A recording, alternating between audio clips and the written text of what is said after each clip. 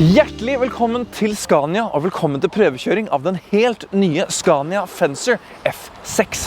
Dette er en buss vi ikke har hørt så mye om før, men dette her kan bli din nye arbeidsplass. Velkommen ombord!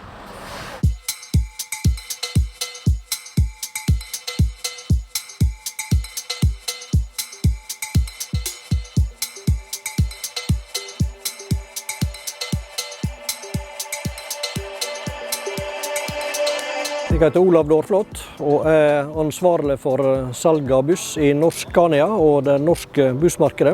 Ja, jeg vil si noen ord om Scania Fencer, som er en ny bussmodell utviklet av Scania i samarbeid med Heiger, fabrikken i Kina. Scania Fencer er en enklere utstyrt buss som kan leveres både som normalgolv og som vi har sett på demosenteret, også som lavantre-buss.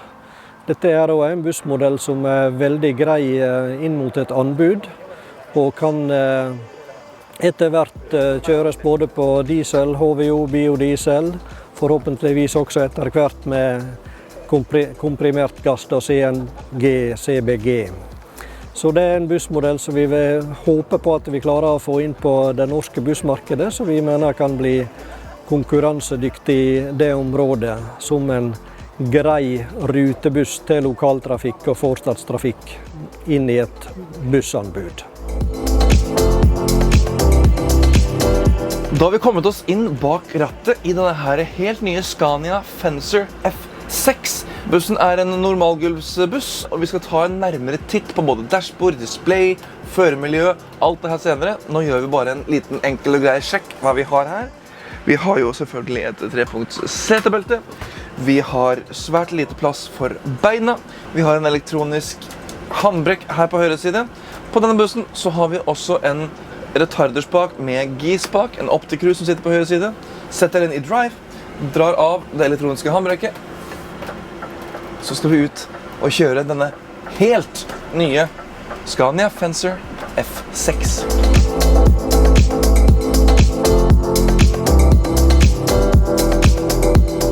I dag så kjører vi en buss som har en 9 liters motor på 5 sylindere. Den yter 280 hestekrefter og 1350 newtonmeter. Motoren den er sammenkoblet med en 12-trinns optikkrus. Og så må jeg si at jeg er glad for å se at den har en ordentlig spake med girvelger på rattstamme og selvfølgelig retarder.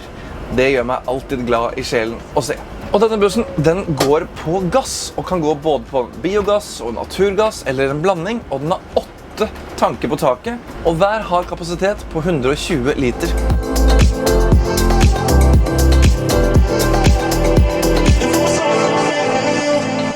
Bussen vi kjører i dag, den er 13,1 meter lang og 3,6 meter høy.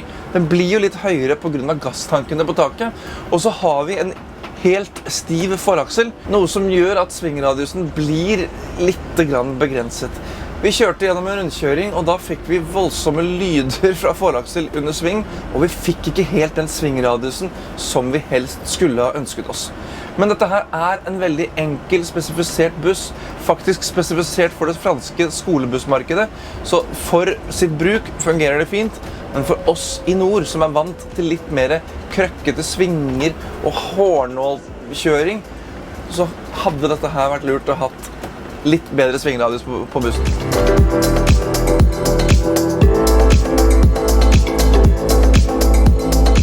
Og som vi nevnte, så er dette her en buss som er spesifisert for det franske skolemarkedet.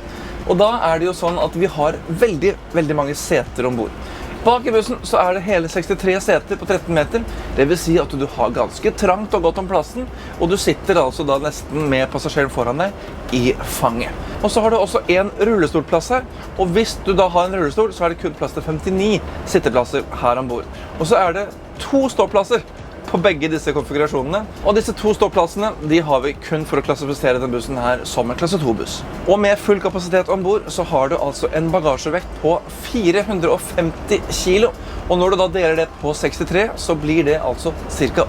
8 kilo bagasje per person.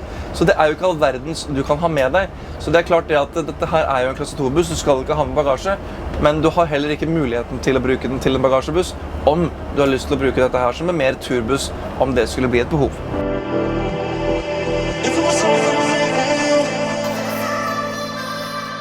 Men det er ikke bare passasjeren her ombord som har det trangt. Dessverre har også sjåføren det veldig trangt. Her sitter jeg altså med kneet så langt inn i dashbordet at jeg nesten lager bulk i dashbordet, og jeg kommer meg heller ikke lenger bakover i ryggen. Jeg sitter altså litt som en sardin i boks og prøver å finne ut av hvordan jeg skal kjøre den bussen mest behagelig som mulig.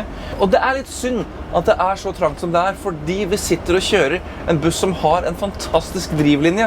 Den går veldig godt, den har et godt førerpanel, men jeg sitter helt fantastisk ubehagelig. Nå er jo jeg blant de lengre sjåførene som kjører buss, men det finnes fortsatt folk som er lengre enn meg, og det finnes også folk som kjører buss mer enn meg. Jeg har denne her bussen en time eller 2 i dag på demo. De som skal kjøre den bussen her i 9 år på et anbud, jeg hadde i hvert fall funnet meg en annen jobb ganske fort. Men igjen, det er selvfølgelig mulig å spekke den bussen der akkurat som du selv ønsker, så du kan få en større førerplass, men dette her er det produktet vi nå tester, og det er det produktet jeg da må prate ut ifra.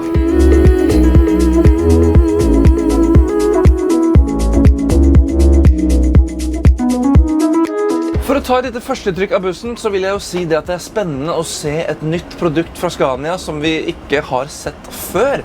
Og vi har jo nå kommet til et originalbygg fra fabrikken i Kina som heter Higer. Og dette her er jo den samme fabrikken som produserer blant annet Scania A30 og Scania Touring. Så de har jo produsert busser for Scania i lang tid, men nå har de fått lov til å boltre seg og lage et helt eget Scania-produkt. Vi ser jo litt utvendig at bussen er fra Kina, for de har jo klart å kopiere litt andre bussbyggere. Og så kan du jo selv ta en liten titt på disse bildene her og finne ut og hvilke likheter ser du fra andre busser. Og så kan du til og med kommentere her nede, så kan vi sette i gang en diskusjon. Hva tror du denne bussen her er inspirert ifra?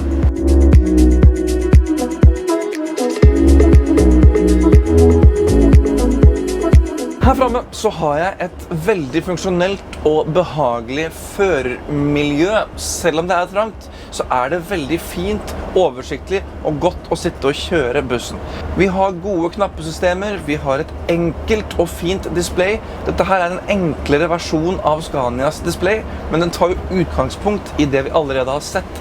For eksempel fra den nye Scania Touring, eller fra lastebilserien Next Gen. Vi har en cruisekontroll her nede på rattet. På rattet så har vi også multifunksjonsknapper for å styre displayet her i midten. Til høyre har jeg en turteller, jeg har en klokke og en temperaturmåler, og så har vi til venstre speedometer og trippteller, også hvor mye kapasitet vi har igjen på tankene. Så all informasjon vi behøver, den har vi rett foran oss her i displayet. Til venstre så har jeg dørknapper, lysbrytere, men det jeg absolutt virkelig må si at jeg misliker med store bokstaver, det er mitt kjære vindu her til venstre.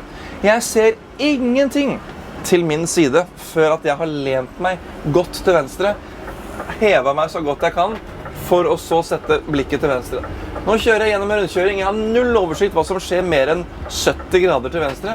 Jeg må bare håpe at jeg har med meg speilet, at det fungerer fint. De har klart å bygge et vindu som går nesten i min skulderhøyde. Og den går altså så langt fram, så jeg har en dødvinkel som er utrolig unødvendig. Jeg skjønner ikke hva de har tenkt på når de har bygd det vinduet her. Dette her må dere bare fikse.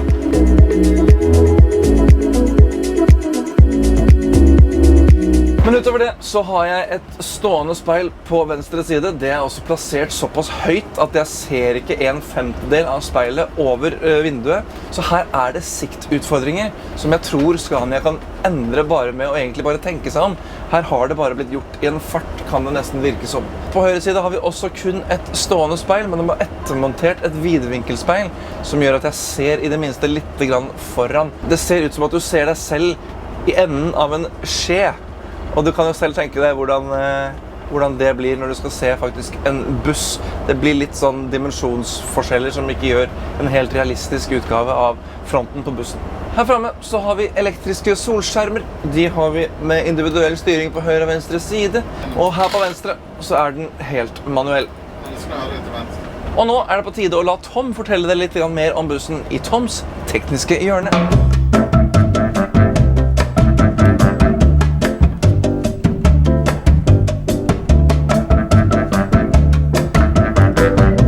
Velkommen til mitt tekniske hjørne. Bak meg står det helt nye Scania Fencer F6. Og du ser jeg har åpnet lukene, så bli med i runde, så skal vi se hva som er inni de. I den fremste luka her så har vi batterier, hovedstrøm og en del sikringer. I tillegg så har vi en liten spake bak her, der vi kan åpne hele frontstykket. Men det som jeg la merke til på denne bussen her, i forhold til noen av de andre Scaniaene jeg har sett på, det er ikke noe frontbeskyttelse her. Men de sier det at du kan få det levert for at det skal tilfredsstille de kravene som er i Norge. Nå har jeg fått åpne alle 3 lukene på denne førersiden her, og du ser det er godt med bagasjeplass, men det er ikke så mange kilo du kan ha med. En ting jeg legger merke til er at disse her demperne er veldig svake, så det er ingenting som skal til før du har smelt igjen luka.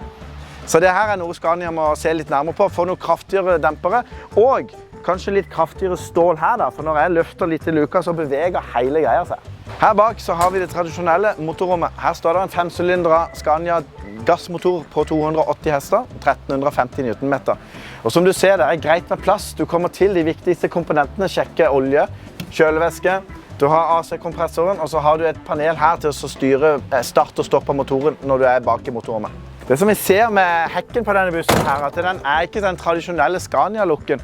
Men igjen, jeg synes linjene er ganske fine. Du har litt andre busslinjer enn det du er vant til å se langs veien. Og lyktene her, det er jo LED-lys som er integrert her på en ganske fin måte til å være en kinesisk buss. Her har vi 2 greie servicelukker. Du har brannslukningssystemet, og du har tilgang på påfylling av gass til de 8 gasstankene som ligger på taket. I tillegg så har det et rom her hvor du kan ha en ekstra varmer, spesielt for det nordiske kalde vinterklimaet. På denne bussen her så er den spekket med dobbel midtdør. Og inni her så er det plass, det er ikke noe heis der i dag, men det er plass til en rullestolheis. I tillegg så har du 2 ganske gode, solide luker på denne siden her. Igjen, litt svak demper som jeg nevnte tidligere. Men du har godt med plass, lite kapasitet. Nå har vi kommet til framdøren, og det er litt sånn kinesisk preg over døra. Ikke på utsiden, men når du sitter inne på førerplassen og ser ut til høyre, så ser du den typiske kinesiske døra. Altså, jeg savner enda større vinduer, for jeg kunne hatt vinduer enda lenger ned. Du har speil, ganske enkle speil, et stående. Det vidvinkelspeilet ser ut som ett øre til Mickey Mus. Jeg savner et ordentlig vidvinkelspeil, et ordentlig blindsonespeil på denne bussen her. Eller kanskje rett og slett digitale speil hvis det er ønskelig. Denne bussen vi tester i dag har stiv foraksel, men du kan spekke den med del foraksel, og du kan få den i lengde opp til 15 meter og 3 aksler. Jeg har jo lagt merke til linjene, sånn som Magne snakker om, at de er kopiert litt fra andre merker. En ting som jeg har sett, at jeg synes han er litt kantete. Det er litt mye sånne elementer, spesielt i takdelen her, som jeg ikke helt forstår funksjonen med. Det ser litt sånn fancy og futurisk ut, men jeg vil nå heller ha slette linjer enn alle disse her kantete løsningene. Dette var mitt tekniske hjørne. Nå smeller vi igjen lukene, setter oss bak rattet, og så kjører vi noen turer til. Og da skal jeg prøve meg som passasjer ombord i denne her Scania Fencer F6. Jeg griper etter trepunktsbelte, men det er det selvfølgelig ikke. Skal vi se. Her har vi et 2-punktsbelte. Og vips, så sitter jeg nå i en fransk-spesifisert skolebuss fra Scania. Og jeg må bare si en ting. Jeg er veldig glad for at det ikke er et franskt skolebarn.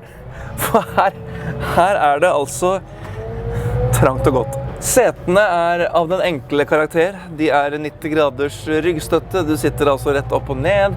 Og her til venstre så ser man at man har jo da et ventilasjonsvindu som gjør at jeg får en enorm 10 cm stor glippe her hvor ikke jeg har syn, og det er akkurat der hvor mine øyne går. Det jeg reagerer på er det at det er ganske støyfullt bak her i bussen. Det kunne nok vært jobbet litt bedre med isolasjon, men jeg vet at her er det single glassruter. I en skandinavisk versjon så vil det jo selvfølgelig komme doble glassruter, sannsynligvis også mer isolasjon fra motorrommet. Innredningen er utrolig enkel. Du har en LED-ramme med lys i kantene på veggene, og så har du 4 små lamper i taket. Det er ikke all verdens, men det gjør nok til at det blir lys i bussen, og det er plastikk rundt oss. Men det er ganske stille og rolig sånn i knirkeveien. Det er ikke så mye som beveger seg av komponenter her, så de har klart å lage et bygg som sitter godt skrudd sammen. Så gi oss en buss som er hakket bedre isolert, og med skandinaviske innredninger, så gleder vi oss masse til å komme tilbake og prøvekjøre en Scania Fencer F6 med en skandinavisk spesifikasjon.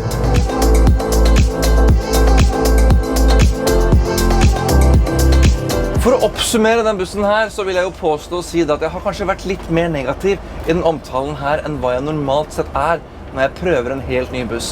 Men det er klart jeg blir kritisk når kvalitetsmerket Scania leverer noe som jeg synes ikke inneholder så stor kvalitet.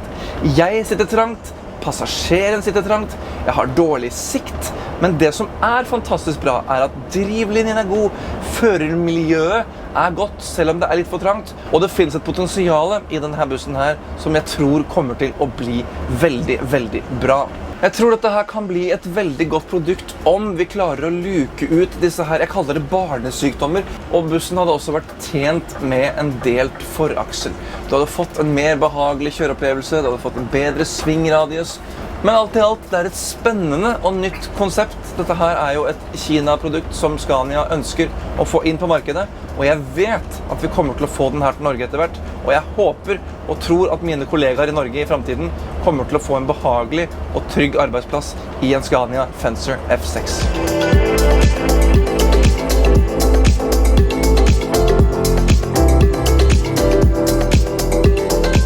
Tusen takk for at du så filmen her i dag, og om du liker det du ser, så klikk på knappen her nede. Den heter abonner, og da får du med deg alt som skjer på Bussmagasinet sine sider i fremtiden. Vi ses i en annen buss, på en annen plass. Ha en god dag.